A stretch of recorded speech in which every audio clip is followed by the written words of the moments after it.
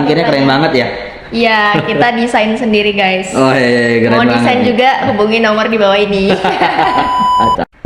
Halo teman-teman, balik lagi ke Pots Ngopi. Aku nggak tahu episode keberapa, tapi sekarang ini ada narasumber the best, sepuhnya KSPM. Boleh perkenalan dulu bang? Halo teman-teman, nama saya Ridho Ependaming Indra ya. Jadi kalau dibilang sepuh ya saya nggak bisa nolak ini ya sepertinya ya.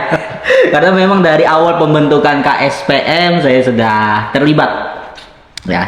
Nama saya Ridho Ependaming Indra. Saat ini saya bekerja di perusahaan sekuritas yang ada di Indonesia ya. Tentu saja saya adalah alumni dari KSPM GB UPR begitu. Gen berapa tuh bang?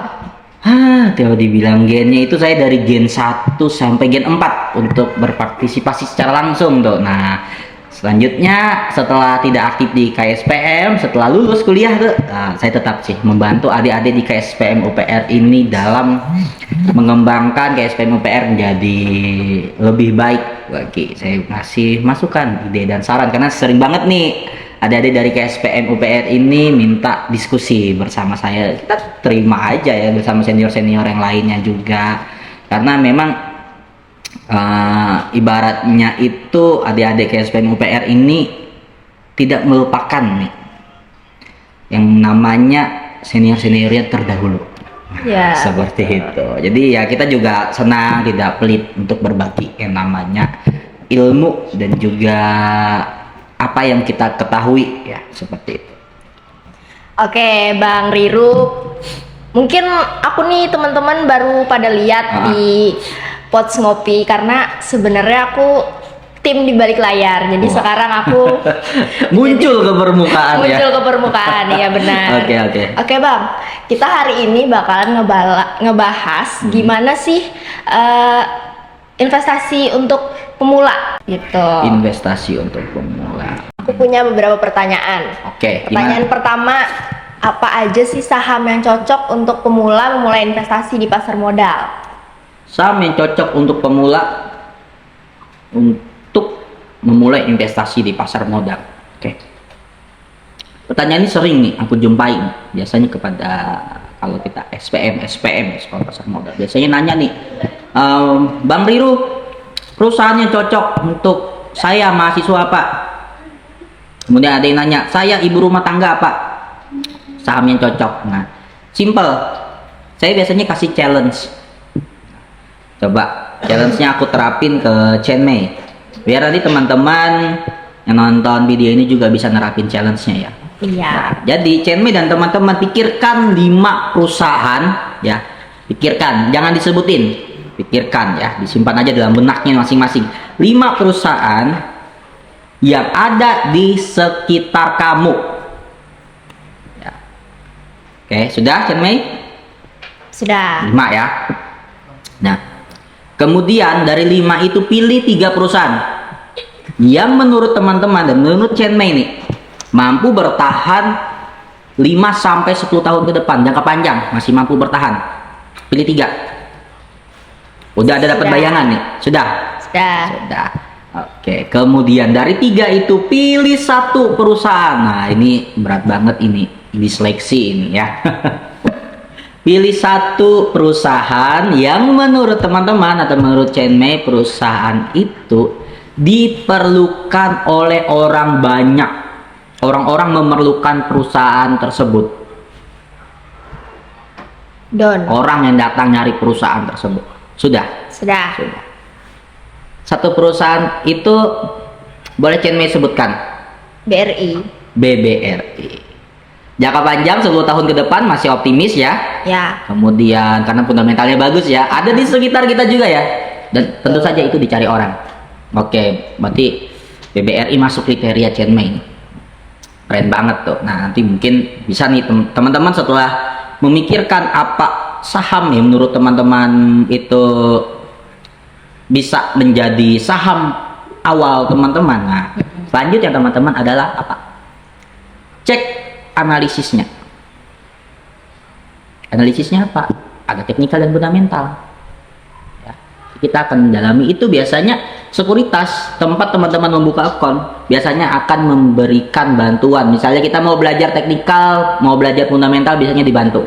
Iya. Biasanya untuk pemula itu akan dibantu, dipandu sampai bisa membeli saham pertamanya ya teman-teman. Jadi sebisa mungkin pilihlah sekuritas yang sering ya, yang aktif memberikan edukasi kepada nasabahnya ya.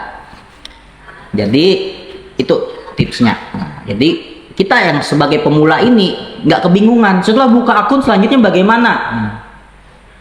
Jadi yang kita bisa, setelah buka akun aku diajarin bagaimana cara top up. Kemudian setelah cara top up bisa cara milih saham ya, seperti saya tadi simpelnya. Iya. Nah, seperti itu kalau dari saya, tip memilih saham simple versi mahasiswa, ibu rumah tangga atau versi umum, begitulah tip memilih sahamnya. Nah, itu tips yang pertama. Tips yang kedua ada lagi nih Cenme. Sesuaikan dengan kebutuhan. Sesuaikan juga dengan kantong kita. Misalnya nih mahasiswa mau beli saham ITMG, wah harganya luar biasa ya Cenme ya. Mau beli saham gudang garam, wah itu tidak bersahabat di kantong mahasiswa. Nah, cari perusahaan-perusahaan yang bersahabat di kantong kalian. Banyak ya. Buat skemanya bagaimana nanti yang bagusnya. Oh ini perusahaan di bidang ini, bergerak di bidang ini ya. Ini cari yang masih valuasinya, masih harganya masih murah, masih ramah di kantong kita. Tapi nggak kaleng-kaleng. Yang artinya untuk jangka panjang pun dia masih bisa. Banyak sekali. Ya karena saya ada izin WPPE ya, jadi saya bisa nih memberikan yang namanya rekomendasi saham ya. Iya. Jadi ini rekomendasi saham sekalian aja nih saya sampaikan untuk mahasiswa. Kalau teman-teman mahasiswa mau rekomendasi saham salah satunya dari saya itu untuk jangka panjang ya, bisa teman-teman nikmati dividennya SMSM. Apa tuh Bang? Selamat Sempurna TBK. Bisa teman-teman lihat, setahun bagi 4 kali dividen ya. Itu kalaupun kita nabung satu lot setiap bulan ya, dinabung saham ya konsepnya, itu kita bisa untung. Coba aja teman-teman simulasikan setiap awal bulan kalian beli saham SMSM selama 1 tahun terakhir. Coba dari bulan sekarang November 2023 ditarik ke belakang November 2022, 1 tahun terakhir berapa kali dapat dividen, berapa kali kenaikannya dari harga awal dibuat juga harga rata-rata ya. Saya ada Excelnya seperti itu, biasanya saya share kepada nasabah saya. Misalnya mereka, kebanyakan nasabah saya itu dia adalah orang bekerja ya, pemula yang bekerja, jadi mereka biasanya rekomendasi saham bulanan, mereka belinya bulanan. Nah, biasanya saya pakai seperti itu. Tapi untuk mahasiswa ya, untuk yang masih ramah di kantong kita SMSM, itu rekomendasi dari saya. Kalau boleh tahu Bang, harganya tuh per lembar berapa tuh? SMSM sekarang per lembar ya, mohon dikoreksi ya kalau salah, itu sekitar 2000-an. 2000 per lembar. 2000 per lembar. Artinya minimal beli 1 lot berapa lembar? 100 lembar. Artinya 200.000. Nah, mana artinya kalau setiap bulan kita mau nabung, konsisten nabung di SMSM, 200.000 setiap bulan kita beli. Masukin 1 lot. Bulan depan 200.000 lagi, masukin 1 lot. Itu. Silakan. Kuncinya adalah konsisten dan pilih saham yang tepat. Jangka panjang cari dividen.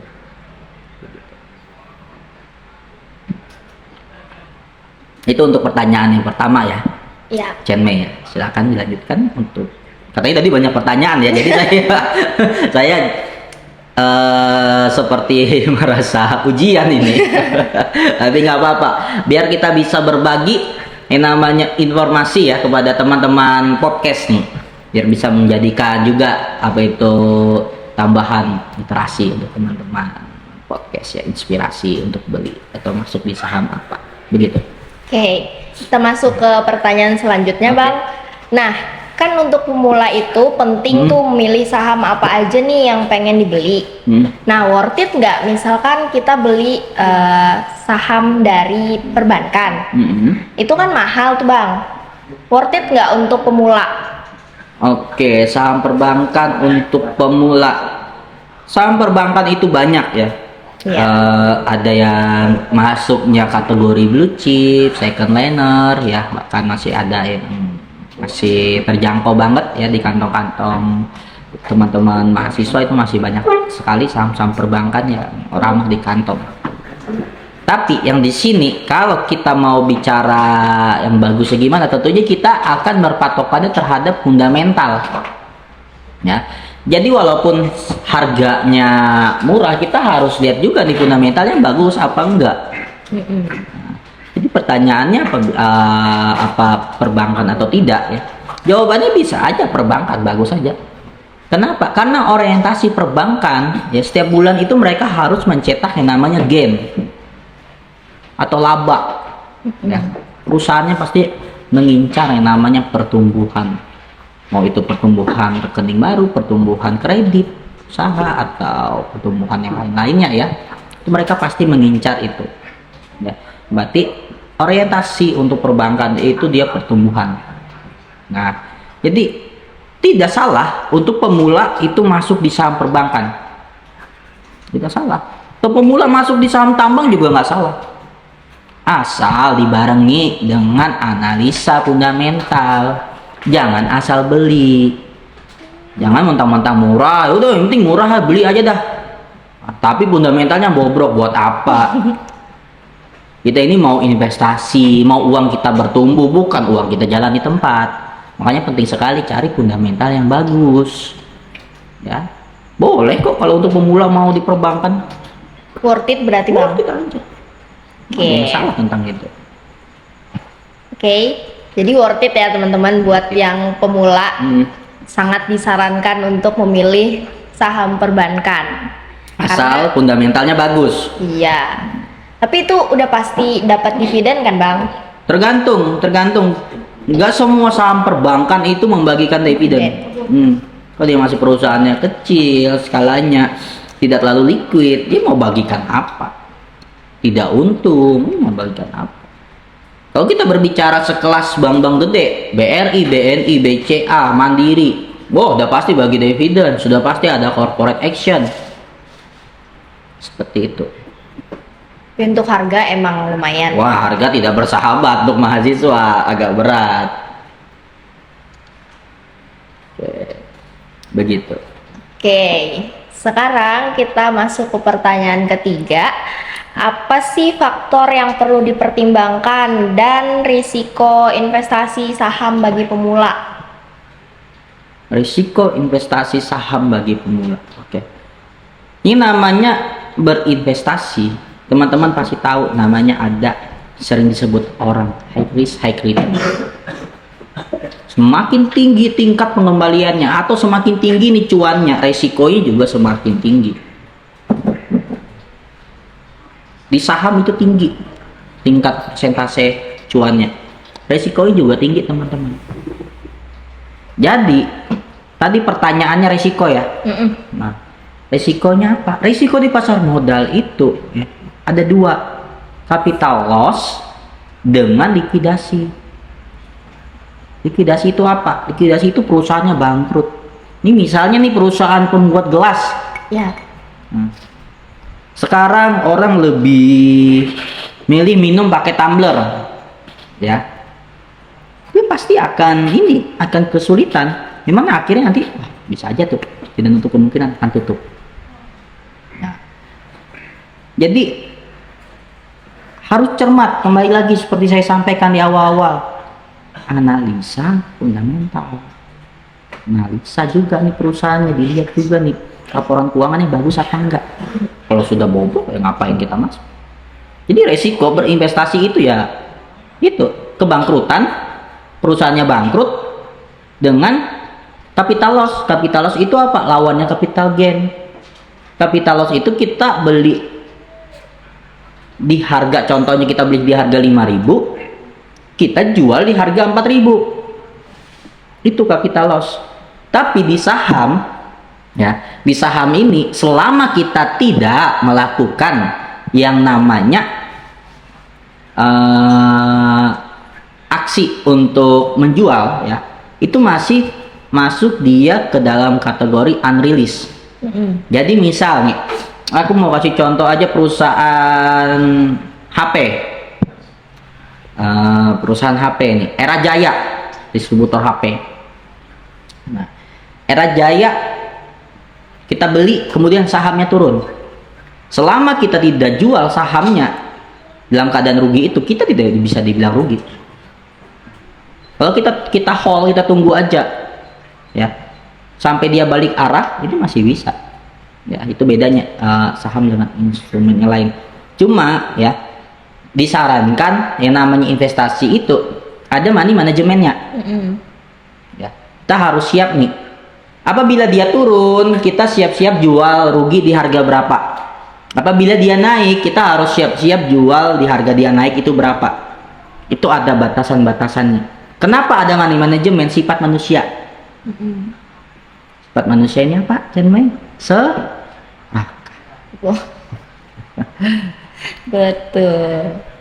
Jadi yang namanya di pasar modal, teman-teman, di saham, ya, mungkin kalau teman-teman dengar nih influencer lain itu ceritanya yang manis-manis. Ini kok di podcastnya KSPM Bang Riru agak horor ceritanya tentang rugi-rugi ini, nggak ada yang manis-manisnya. Cuma ya itu, kita harus buka mata, nggak cuma yang manis-manis aja. Namanya di dunia investasi itu kita harus siap juga ya, ada yang namanya pahit. Saya setiap ngajar yang namanya ngajar pasar modal, saya selalu sampaikan, ini keuntungan di pasar modal, ini kerugian di pasar modal. Nah, seperti itu tadi, kita harus siap. Makanya ada money manajemen, seperti untuk membatasi kerugian kita dan juga untuk membuat kita tidak serakah. Artinya, misalnya kita money manajemen, apabila dia naik, batas aku jual itu 5%. Apabila dia turun, batas jual aku itu 3%. Begitu dia sudah masuk ke area 5% kenaikannya, ya udah jual aja. Walaupun dia melanjutkan kenaikannya lagi. Karena seperti saya sampaikan tadi, pasar modal itu fluktuatif. Pergerakannya cepat tiap detik.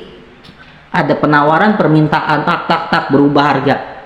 Belum tentu yang saat ini naik, ya, masih naik lagi. Bisa aja dia sudah naik nih, turun. Itu sering seperti itu, terutama di saham-saham second liner lapis kedua, ya. Saham-saham seperti saya sampaikan tadi, ada blue chip yang paling tingginya, kemudian di bawahnya ada second liner, ada saham lapis ketiga, segala macam. Itu ditentukan dari kapitalisasi pasar, dari besarnya total investasi investor di perusahaan tersebut. Semakin dia besar nih kapitalisasi pasarnya, oh dia termasuk masuk blue chip. Blue chip itu siapa? Itu sebenarnya bahasa tidak langsung ya, blue chip itu gimana ya? Ibaratnya itu tidak ada sih sebenarnya lah dalam istilah pasar modal itu yang blue chip, second liner segala apa itu sebutan-sebutan yang dibuat oleh orang-orang yang lama-kelamaan itu dapat diterima. Baru muncul teori-teori tentang blue chip itu apa, second liner itu apa. Nah, itu berdasarkan kapitalisasi pasar. Seperti itu Cenmei. Jadi saya nggak cuma manis-manisnya cerita, saya juga horor-horornya kan saya ceritakan di sini. Oke, berarti yang harus dipahami oleh pemula sebelum memulai investasi itu analisa fundamental ya, kalau misalkan mau berinvestasi jangka panjang. Betul sekali. Dan juga harus ada trading plan. Trading plan, betul sekali. Ya. Oke. Untuk pertanyaan yang selanjutnya itu apa aja sih kesalahan umum yang perlu dihindari pemula ketika berinvestasi di saham? Banyak banget ini kesalahan pemula ini ya. Biasanya pemula akan kena jebakan oleh influencer tidak bertanggung jawab. Contohnya gimana, Bang? Contoh, banyak sekali sekarang bertaburan yang namanya grup berbayar. Nah, join grup ini Anda akan cuan. Joinnya berapa? Sekian ratus ribu bayar. Saat kita bayar, dikasih rekomendasi saham. Belum sempat kita masuk sudah naik duluan sahamnya. Giliran kita masuk turun. protes lah, itu kan disclaimer on katanya. Oke, nggak apa-apa. Besoknya lagi naik duluan, belum sempat kita masuk turun. Ya, tapi klaimnya wah untung cuan. Nah, itu banyak sekali itu bertebaran influencer yang seperti itu. Ya. Sebenarnya aturan dari OJK yang bisa merekomendasikan beli saham, ya jual saham kepada nasabah, kepada khalayak umum itu hanya orang-orang yang memiliki lisensi.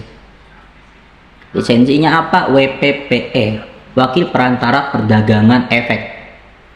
Nah, WPPE itu harus diizinkan ke OJK, di sprint di OJK. Baru nanti dikeluarkan keputusan oleh OJK, baru nanti nama yang tercantum di sertifikat itu boleh melakukan rekomendasi saham. Jadi kalau ada orang merekomendasi saham ya teman-teman ya, ini kalau ada menemukan ya di luaran, tanya ada lisensi nggak lu?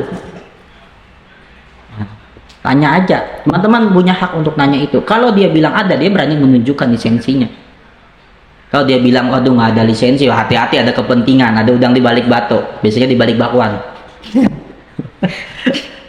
Karena cuan kan, jadi di balik bakwan. Iya. Nah, jadi hati-hati ya, karena biasanya pemula-pemula itu yang ditargetkan mereka. Ya, jadi pemula-pemula ini disuapin menu-menu. Ya, jadi mereka terima beres, nggak dianalisa lagi nih sama pemula-pemula ini. Wah, dikasih menu nih, ikutin aja, nggak dianalisa lagi. Nah, itu kesalahan yang pertama. Ya. Kesalahan kedua, sering FOMO. FOMO ini lihat di running trade ada salah satu saham yang lagi rame dibeli, seret rame berderet itu aja. Ikut juga dibeli. Misalnya saham A, seret rame, wah rame nih, ikut masuk. Retail masuk, bandar kabur. Berarti selama ini aku salah bang. Aku Nggak ada FOMO yang- juga. FOMO. Nggak apa-apa, itu sebagian dari pembelajaran. Iya. Karena saya juga di awal-awal dulu FOMO. Makanya itu adalah kesalahan-kesalahan untuk yang pemula. Biasanya jangan, itu adalah pancingan untuk retail. Hati-hati. Ya. Jadi teman-teman, saya buka lagi nih. Di pasar modal itu ada yang namanya market maker. Market maker ini adalah sebutan yang dibuat oleh orang-orang untuk sekelompok orang yang memiliki big money, yang bisa memborong dalam sekejap banyak sekali lembar saham karena uangnya besar. Tapi Kalau- resikonya besar juga. Itu untuk retail. Kalau biasanya ada aksi pembelian besar, saham akan naik kan? Saham naik. Orang-orang yang melihat, wah ini naik nih, masuk, ya, set, masuk. Kelar itu, turun mereka, keluar mereka. Seperti itu konsepnya. Jadi hati-hati ya teman-teman ya, baru-baru jangan mudah terjebak dari rayuan influencer tidak bersertifikasi WPPE dari OJK. Hati-hati, takut ada udang di balik bakwan. Di balik bakwan. Bakwan aja, batu keras mbak. Bakwan enak masalahnya. Iya. Hati-hati ya, itu biasanya. Tapi kalau sudah wah bener nih kata Mas Riro seperti itu ya, jangan diulangi lagi ya. Mau belajar, hubungi sekuritas tempat Anda membuka rekening saham, sampaikan kepada orang sekuritasnya itu, saya mau belajar, tolong ajarin, saya sudah punya akun saham di sekuritas Anda, saya mau belajar bagaimana cara memilih saham yang benar dan baik ya, begitu. Hati-hati ya untuk pemula ya, saya berkali-kali sampaikan seperti itu tuh kalau saya ngajar. Jadi saya kalau saya nggak ada yang saya tutup-tutupi, saya buka aja apa yang pengalaman yang saya ketahui saya share. Mungkin apabila ada yang masih kurang nanti dari jawaban saya, mungkin boleh teman-teman nanti tambahkan ya di kolom komentar ataupun mau berdiskusi di kolom komentar, boleh banget ya, karena kita saling belajar nih. Karena saya juga merasa saya bukan ahlinya dalam artian di sini saya masih perlu lebih banyak memperdalam ilmu ya gitu. Oke. Habis itu masih ada? pertanyaan selanjutnya masih ada beberapa bang. Sidang skripsinya belum selesai. Oke, lanjut. Oke bang, apa aja nih sumber daya atau platform yang dapat membantu pemula dalam mempelajari dan memahami investasi saham? Oke, banyak sekali ya sudah platform-platform di sana untuk kita bisa memahami tentang saham, belajar saham ya. Nah, yang salah satu platform yang mau saya rekomendasikan nih kepada teman-teman nih ya, boleh diunduh nih nanti ya. Selesai nonton podcast ini boleh diunduh. Namanya IDX Mobile. Nah, IDX Mobile teman-teman bisa mendapatkan informasi update mengenai perkembangan pasar ya. Kemudian perkembangan perusahaan-perusahaan, berita-berita yang berkaitan dengan perusahaan, kemudian banyak sekali fitur-fitur ya Chen Mei. Salah satu yang paling menarik ya fitur dari IDX Mobile itu adalah virtual account-nya. Jadi kita dikasih dana 5 juta ya dalam bentuk virtual, dimana kita akan merasakan nih bagi pemula nih feel-nya transaksi di market secara real time pakai uang virtual itu bisa banget.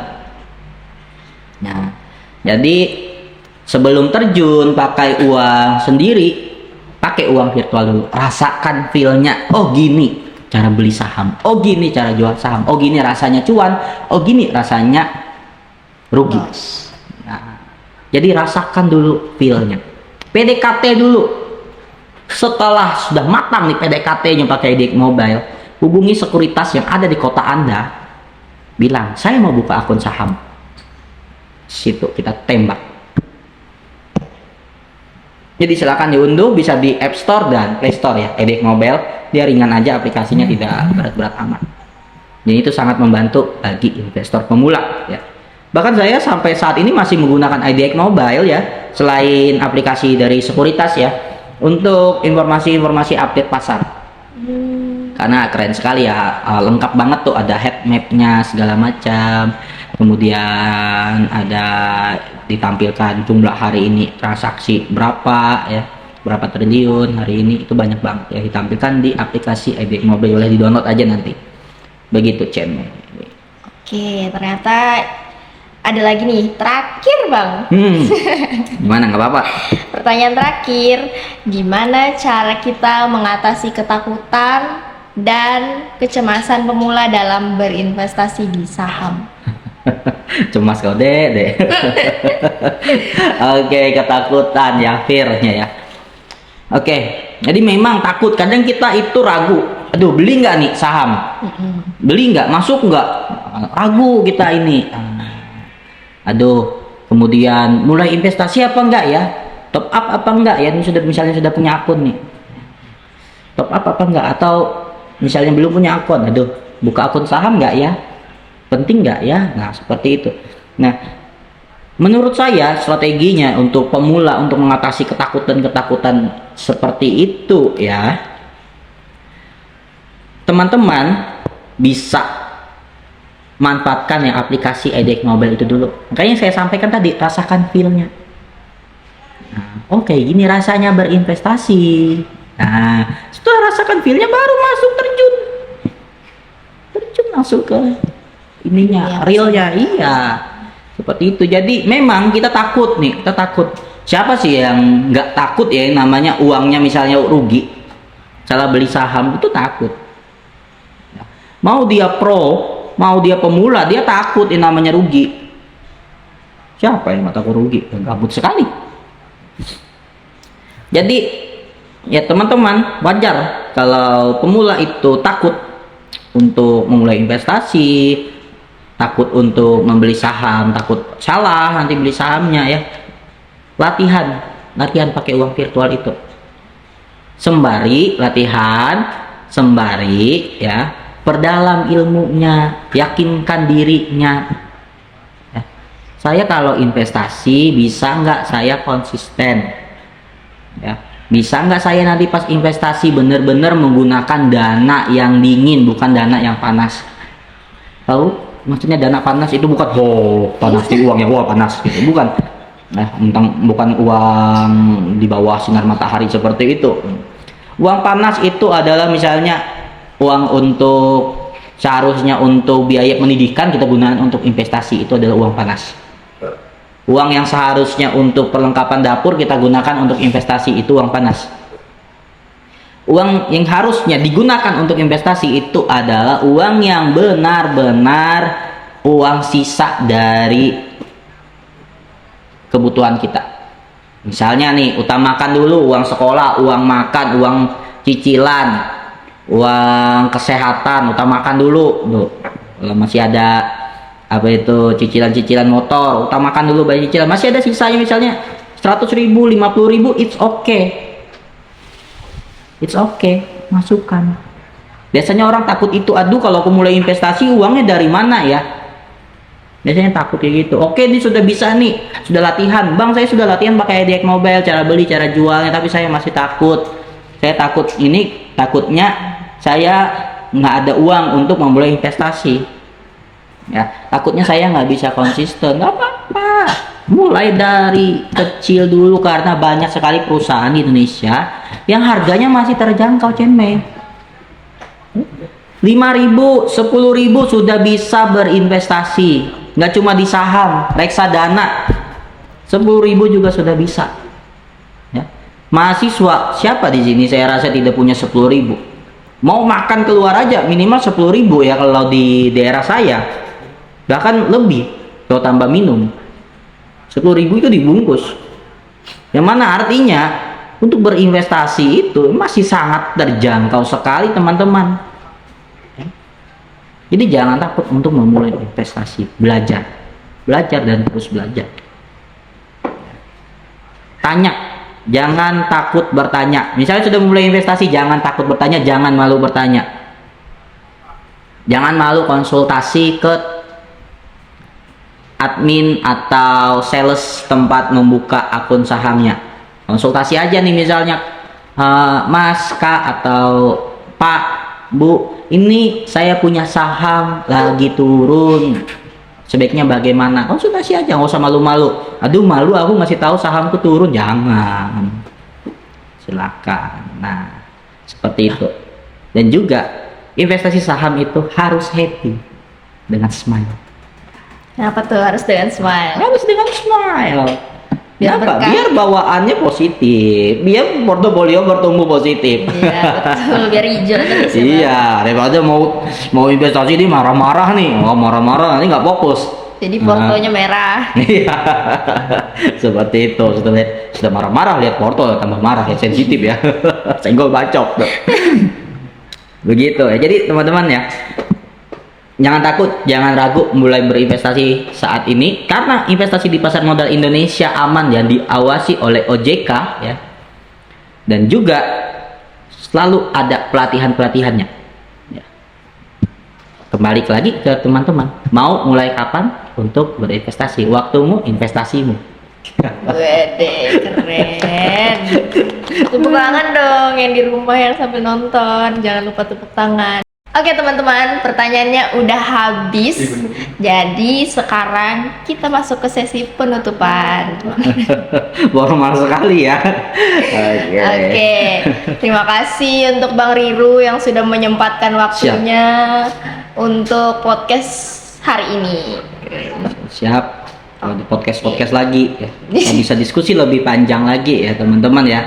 Nanti juga memang ada yang ditambahkan, boleh teman-teman ya komen di bawah tuh. Nanti kalau teman-teman ada request lagi nih untuk topik-topik pembahasan yang akan bisa kita angkat menjadi podcast ya, boleh banget tuh nanti. Misalnya Bang, angkat tentang green investment ya, atau angkat tentang proyek IKN, impactnya ke emiten-emiten apa aja, itu bisa banget ya. Silakan aja komen, kita mau review atau bahas apa ya di kolom chat. Nanti kita akan review secara singkat dan mendalamnya tentunya ya. Kita mendalam tapi secara singkat. Nah, kita bawa happy seperti saya sampaikan tadi, investasilah dengan happy. Gitu. Begitu. Oke. Cenmei, terima kasih kembali ya atas kesempatan yang diberikan kepada saya ya. Kepada teman-teman ke SPM UPR generasi ketujuh ya Cenmei ya. Betul. Ini kalau ibaratnya anak kecil ya, ke SPM ini sudah kelas 2 SD nih. Sudah, iya 7 tahun nih, sudah kelas 2 SD nih. Nah, ini nggak terasa banget ya, dari awal pembentukan dulu sudah terlibat. Jadi ya siap masih membantu PSPM ini berdasarkan keilmuan-keilmuan yang saya miliki. Jadi, silakan aja misalnya ada podcast lagi mau undang saya, silakan feel free aja, nanti kita atur jadwalnya lagi ya. Begitu sih Chen Mei. Oke deh, udah selesai guys podcastnya, dan jangan lupa like, komen, dan juga subscribe channel YouTube kita di Gibay UPR, dan see you in the next video. Bye bye.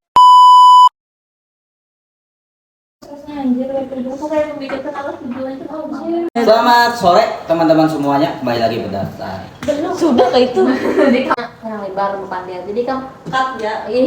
Kita akan membahas mengenai pasar modal, dan itu bukan pasar ikan ya. Oke, dah. Oke.